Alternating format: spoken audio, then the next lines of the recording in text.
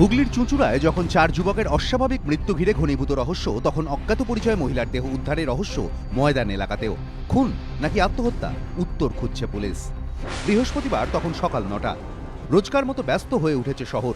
Fort উইলিয়ামের দক্ষিণ গেটের সামনে রাস্তা দিয়ে গন্তব্যে যাওয়া মানুষজনের চোখ হঠাৎ আটকে গেল পাশের ময়দানে একটি গাছের নিচে পড়ে রয়েছে এক মহিলার দেহ।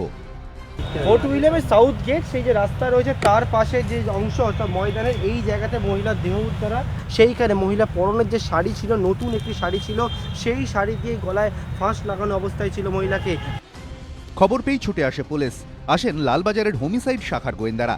উদ্ধার করে দেহ পাঠানো হয় ময়নাতদন্তে। পুলিশ জানিয়েছে, অজ্ঞাত পরিচয় ওই মহিলার বয়স বছর 40, পরনে নতুন শাড়ি। ওই শাড়ি গলায় পেঁচিয়ে শ্বাসরোধ করেই তাকে খুন করা হয়েছে বলে অনুমান।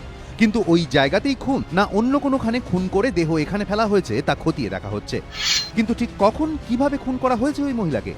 অন্য জায়গায় খুন হলে কখনই বা দেহ আনা হয়েছে ময়দানে? কারা দেহ ফেলে গেল রাস্তার পাশে? উত্তর খুঁজছে পুলিশ।